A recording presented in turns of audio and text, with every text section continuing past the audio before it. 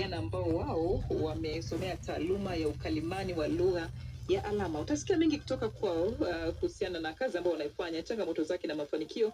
Basi nakusihi ambatana na mimi Veronica Natalis, nitakuwa mtangazaji wako, lakini pia vijana ambao nimewalika hapa, sikia majina yao. Naitwa Neema Martin Filipo, ni mwalimu wa viziwi na ni mkalimani wa lugha ya alama. Asante sana Neema, lakini kuna kaka hapa. Naitwa Edson Muhavile, ni mkalimani wa lugha ya alama ya Tanzania. Asante. Kuna mwingine hapa. Naitwa Philbert Kapele, ni mkalimani wa Biblia kwa lugha ya alama. Mkalimani wa Biblia? Oh yes, ni mkalimani wa Biblia kwa lugha ya alama. Asante sana msikilizaji, naamini kwamba leo utasikia mambo mengi mazuri na mapya ambayo pengine hujawahi kuyasikia kuhusiana na taaluma hii ya ukalimani wa lugha ya alama. Tuanze na mkalimani wa Biblia kama ulivyojieleza. Utofauti wako na wakalimani wengine wa kawaida ukoje? Asante sana. Utofauti ambao upo kwangu na wakalimani wengine, niliona kwamba sio vijana peke yake wanaokosa habari za neno la Mungu, ni watu wote ambao wana hali ya uziwi, hawasikilizi neno la Mungu kwa lugha yao. Kwa hiyo nikaamua kusoma Biblia kwanza kwa sauti, alafu nikakalimani tena kwa lugha ya alama. Kwa hiyo nimeanzia nimeanzia utangulizi wa Biblia, naendelea mbele mpaka sasa nataweza kwa mfumo wa episode ambayo ina sauti lakini pia na lugha ya alama. Neema, hebu tuambie wewe unachokifanya kukalimani. Umesema pia ni mwalimu wa viziwi. Ni kitu ambacho unakipenda kufanya ama ilikuwaje ukaingia huko? Kiukweli mimi nimechukua taaluma kwa kupenda kutoka moyoni. Nilikuwa na mtoto ambaye tumekuwa wote, alikuwa ni kiziwi. Sasa alikuwa ananipenda afu akawa ananielewa, yani tukajikuta tumetengeneza bondi fulani hivi. Ikanipelekea hadi nimemaliza form 6. Nikasema I wish niende Patandi. Kipindiko nilikuwa sijafahamu kama kuna chuo cha degree kimeanzishwa. Patandi kwa Arusha. Patandi kwa Arusha. Kwa hiyo Patandi ikawa ni diploma. Baba akanishauri, kwa sababu unapenda, kwa nini usianze na bachelor? Kwa hiyo nikahamia Sebastian Koloa tena. Nikachana na diploma nikaenda bachelor. Kwa hiyo yani ninafanya kwa upendo na kwa mapenzi yote kabisa mimi kama kijana. Asante sana Neema, nitakurudia baadaye. Edson, watu wengi wakisikia kukalimani lugha ya alama, Neema ametueleza hapa na shahada kabisa. Ni kitu cha kusomea kabisa kumbe? Ndio, hilo linawezekana kwa njia hiyo kama Neema alivyoeleza, lakini kwa upande mwingine hii inaitwa lugha. Hata mtoto anapozaliwa mwisho wa siku hahitaji kwenda darasani ili kuijua lugha. Anajifunza mtaani. Kwa mimi ninajua kwamba lugha ya alama si lazima uende darasani, lakini ukienda darasani utaongeza maarifa zaidi. Na kama tunavyojifunza lugha zingine za watu wanaosikia, ndivyo ilivyo na lugha ya alama. Lugha ya alama ni sarufi inayojitegemea kabisa. Asante sana Edson. Philbert, tuangalie sasa upande mwingine wa changamoto ambazo mnakutana nazo katika kuendesha zoezi hili la kukalimani lugha ya alama. Zinakuwa ni zipi hasa? Asante sana. Changamoto tulizonazo au tunazokumbana nazo ni zile uchache wa misamiati. Unakuta neno fulani unatamani kuliwasilisha, lakini unayompelekea mteja halijui. Mpaka uanze kumwelezea tena maana yake ni nini, unaanza kuoanisha na mfano wa kitu fulani ili alama ifanane na kile kitu. Ndipo unakuta yule mtu kiziwi ndiye anaanza kuona kumbe ukifananisha na mfano ugali kama vile unavyofinyanga kwa mkono, ndio asema kumbe ndio ugali, ili apate alama hiyo kwa sababu ya uchache wa misamiati kutoka kwa lugha chanzi kwenda kwa lugha lengo, au kutoka kwa mlaji na kwa yule ambaye anatoa lugha yenyewe. Neema, mwanzo ulituambia kwamba ulipenda sana, ni kitu kutoka moyoni ambacho kilikuvutia kujifunza na kusomea kabisa lugha ya alama na kuwafundisha viziwi. Sasa hamasa yako kutoka moyoni, hamu yako ya kuwasaidia, unaona inatimia sasa?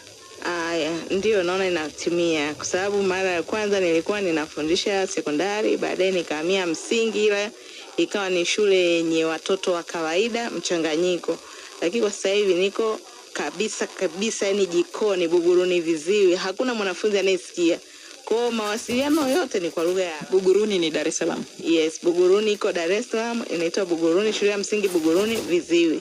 Kwa pale yani niko jikoni kabisa. Hakuna mawasiliano tofauti na alama.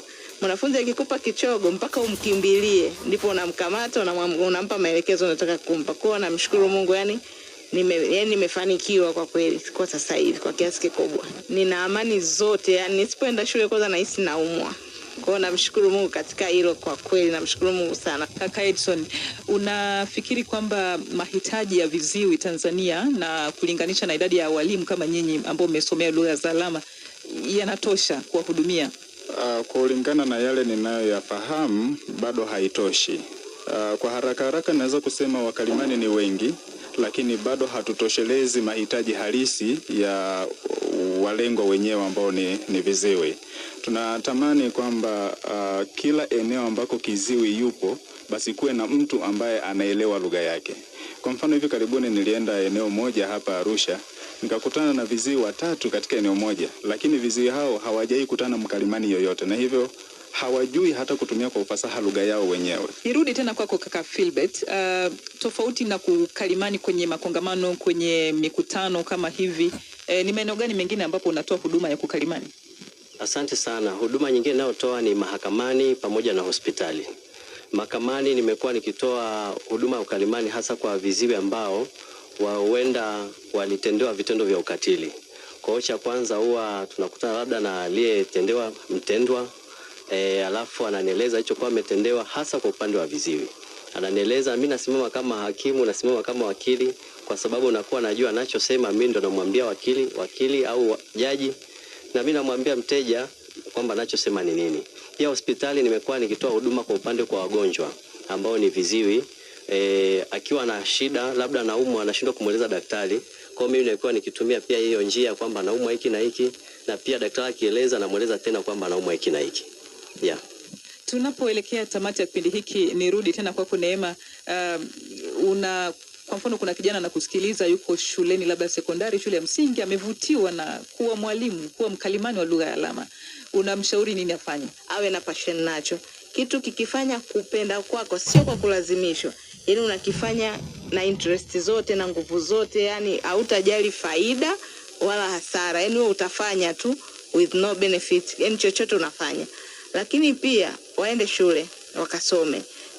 Mwenzangu hapa amesema unajifunza mtaani, ni kweli, lakini ili uwe official lazima watakudai vyeti. Mimi nilianza na bachelor kwa sababu nilikuwa ni mwalimu, lakini kuishia hapo, ili niwe mkalimani lazima niwe na cheti rasmi cha ukalimani. Nilienda RUD na ganda la mlimani la ukalimani. Hongera. Asante sana ndugu mtangazaji. Kaka Edson, ushauri wako sasa ni upi kwa mamlaka za serikali pamoja na taasisi mbalimbali kuwasaidia watu wenye ulemavu hasa wa kusikia mahitaji yao yaweze kutimizwa? Kama kaka yangu Philbert alivyosema, anatoa huduma hospitali na mahakamani. Hiyo ni kwa eneo ambalo Philbert anapatikana. Vipi ambako Philbert hayupo? Kwa hiyo ikiwa wenye mamlaka wanaweza kufikiria hilo, ofisi za serikali na kwenye huduma muhimu za kijamii kuwe na huduma hiyo ya ukalimani. Asante. Tumalizie na Philbert. Nini unapenda kuzungumza kama neno lako la mwisho ama ushauri kuhusiana na taaluma yenu ya kukalimani lugha ya alama? Asante sana, kwa sababu mimi nimebobea upande wa Biblia. Nyumba za ibada zote waweke wakalimani ili na wao viziwi wapate neno la Mungu kwa lugha yao. Lakini pia na wito kwa vyombo vya habari vyote ambao wanapeleka habari, viziwi hawana habari. Kwa hiyo hawasikii chochote, hata kama hivi tumetoa kipindi cha vijana tugutuke, lakini viziwi hawajasikia. Asante sana Philbert. Msikilizaji, nimekuwa pia na Neema pamoja na Edson, na mimi ni Veronica Natalis. Kipindi kimehusu taaluma ya kukalimani lugha ya alama. Umewasikia hapa wakalimani vijana ambao wamekueleza mambo mengi sana, na mimi pia umejifunza. Mpaka wakati mwingine, mimi ni Veronica Natalis, endelea kuitegea sikio idhaa ya Kiswahili ya DW. Nawashukuru sana jamani kwa kushiriki kwenye kipindi hiki. Asante.